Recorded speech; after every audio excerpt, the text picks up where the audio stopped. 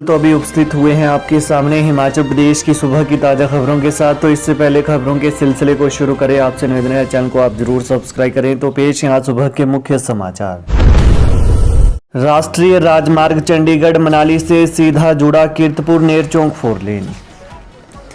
कीरतपुर नेरचौक 4 लेन सीधे पुराने चंडीगढ़ मनाली राष्ट्रीय राजमार्ग से जुड़ गए हैं। राष्ट्रीय राजमार्ग पर कोठीपुरा से 4 लेन के मंडी भराड़ी पुल तक बनाए गए संपर्क मार्ग पर रेलवे फ्लाईओवर बनकर तैयार है।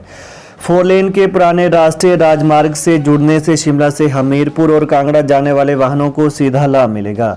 साथ ही एम्स बिलासपुर भी संपर्क मार्ग शुरू होने से 4 लेन से नज़दीक हो गया है।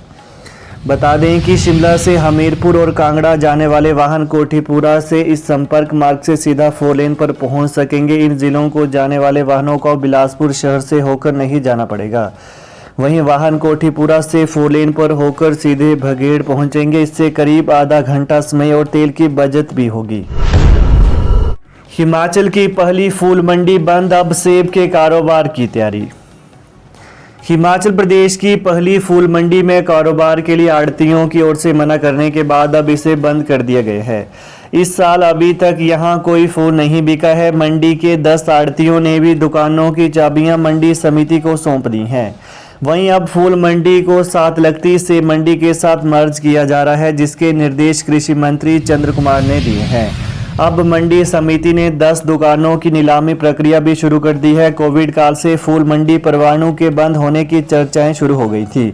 वहीं मंडी से अभी तक न तो फूल उत्पादकों को कोई लाभ मिला है, न कारोबारी और आड़ती कुछ कमाई कर पाए हैं। हिमाचल से सटी चीन की सीमा तक श्रीनगर से सेना का पहुंचना होगा और आसान, इस सड़क को मिला NH का दर्जा। भारतीय सेना को हिमाचल प्रदेश से सटी चीन की सीमा पर श्रीनगर से पहुंचना और भी आसान होगा। इसके लिए अब दुर्गम मार्ग से लेह से होकर नहीं जाना पड़ेगा, न ही जम्मू पठानकोट मनाली होकर लंबा रास्ता पकड़ना पड़ेगा। अब श्रीनगर से किश्तवाड़ होकर हिमाचल प्रदेश के तांदी किलाड़ संसारी नाला सड़क से लाहौल और फिर किन्नौर पहुंचा जा सकेगा। अब रक्षा मंत्रालय ने इस सड़क का दर्जा बढ़ाकर इसे नेशनल हाईवे कर दिया है। यही नहीं, तांदी किलाड़ संसारी नाला मार्ग को अब डबल लेन किया जाएगा। इसकी DPR को मंजूरी मिल गई है। अभी तक ये मार्ग सिंगल लेन था। सेना भी इस मार्ग का इस्तेमाल नहीं करती थी। अब प्लास्टिक प्रदूषण भी बन रहा मानसिक तनाव और थकावट का कारण, लगातार बढ़ रहे मामले। प्लास्टिक प्रदूषण भी अब मानसिक तनाव, थकावट और निद्रा का कारण बनता जा रहा है। इसका खुलासा जिला स्वास्थ्य विभाग की ओर से आयोजित कार्यशाला में हुआ है। इसमें बताया गया कि प्लास्टिक प्रदूषण से पीड़ित लोग अस्पतालों में उपचार के लिए पहुंच रहे हैं। इस तरह के मामले लगातार बढ़ते जा रहे हैं। आगामी दिनों में अगर प्लास्टिक का इस्तेमाल कम न हुआ तो अन्य बीमारियों का खतरा भी बढ़ जाएगा। यही नहीं, खुले में फेंकने वाले प्लास्टिक से भी लोगों को नुकसान हो रहा है। यह प्लास्टिक मृदा से मिलकर सब्जी और फलों के माध्यम से हमारे शरीर में प्रवेश कर रहा है।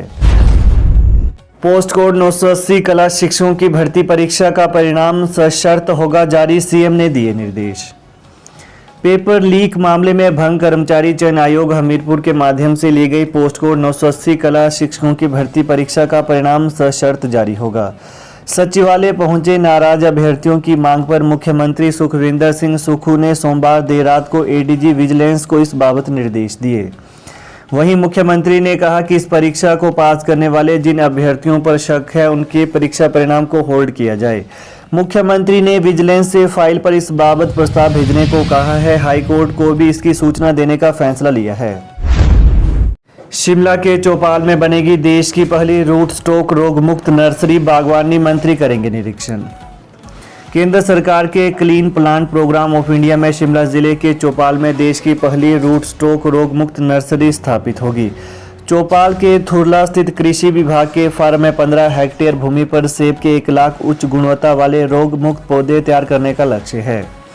वहीं बागवानी और राजस्व मंत्री जगत सिंह नेगी आज थुरला फार्म का निरीक्षण करने जा रहे हैं। क्लीन प्लांट सेंटर स्थापित करने की योजना के अध्ययन के लिए मई में बागवानी मंत्री की अगुवाई में 12 सदस्यीय दल ऑस्ट्रेलिया दौरे पर गया था। दल ने मेलबर्न और सिडनी के बागवानी विश्वविद्यालय और अनुसंधान केंद्रों का दौरा कर क्लीन प्लांट सेंटर स्थापित करने के लिए जरूरी जानकारी हासिल की थी। हिमाचल में आज से इन्वेस्टर मीट 31,000 करोड़ के प्रोजेक्ट को धरातल पर उतारने की पहल, मुख्यमंत्री सुक्खू खुद सुनेंगे समस्याएं। हिमाचल प्रदेश में इंडस्ट्रियल निवेश को बढ़ावा देने के मकसद से शिमला में आज इन्वेस्टर मीट शुरू होगी। पीटरहोफ में 2 दिन चलने वाली इस मीट में मुख्यमंत्री सुखविंदर सिंह सुक्खू खुद मौजूद रहेंगे और उद्योगपतियों की परेशानियों को सुनेंगे। वहीं इन्वेस्टर मीट में उन औद्योगिक घरानों को बुलाया गया है जिन्होंने पूर्व में राज्य सरकार के साथ 1,000 करोड़ रुपए से ज्यादा के निवेश के लिए एग्रीमेंट कर रखा है, लेकिन प्रोजेक्ट अब तक सिरे नहीं चढ़ पाए। इनमें उद्योग विभाग से जुड़े 46 प्रोजेक्ट, पावर डिपार्टमेंट के 20 और टूरिज्म डिपार्टमेंट से जुड़े 14 प्रोजेक्ट बताए जा रहे हैं। ऊना में एथेनॉल संयंत्र स्थापित करने के लिए केंद्र ने दी मंजूरी, 300 को मिलेगा रोजगार। केंद्र सरकार ने हिमाचल प्रदेश के जिला ऊना में Hindustan petroleum corporation limited HPCL की ओर से स्थापित किए जा रहे एथेनॉल संयंत्र को स्वीकृति प्रदान की है। यह प्लांट 500 करोड़ की लागत से 30 एकड़ भूमि पर स्थापित किया जाएगा। वहीं इथेनॉल उत्पादन के लिए चावल, गन्ना और मक्का का इस्तेमाल प्रमुखता से किया जाता है, इसलिए यह योजना क्षेत्र के किसानों की आर्थिकी को सुदृढ़ करने में भी मददगार साबित होगी। मुख्यमंत्री ठाकुर सुखविंदर सिंह सुक्खू ने केंद्र के समक्ष यह मामला उठाया था। इस संयंत्र के लिए कच्चा माल जिला कांगड़ा, हमीरपुर, बिलासपुर और ऊना से खरीदा जाएगा। इसके अलावा यह संयंत्र कांगड़ा, हमीरपुर, बिलासपुर और प्रदेश के अन्य हिस्सों के स्थानीय लोगों और किसानों को रोजगार और स्वरोजगार के अवसर प्रदान करेगा। इस संयंत्र के स्थापित होने से क्षेत्र के लगभग 300 लोगों को प्रत्यक्ष और अप्रत्यक्ष रूप से रोजगार के अवसर प्राप्त होंगे। ओल्ड पेंशन के लिए प्रदर्शन, हक के लिए आज बिजली बोर्ड के कर्मचारी सरकार के खिलाफ बोलेंगे हल्ला। ओल्ड पेंशन बहाल न होने से नाराज बिजली बोर्ड कर्मचारियों ने एक बार फिर प्रदर्शन का फैसला लिया है। बिजली बोर्ड कर्मचारी आज से अपने इस प्रदर्शन की शुरुआत करेंगे। प्रदेश भर के कर्मचारी इस प्रदर्शन में शामिल होंगे। प्रदर्शन के संबंध में बोर्ड कर्मचारियों ने प्रबंध निदेशक को एक पत्र भी सौंपा है।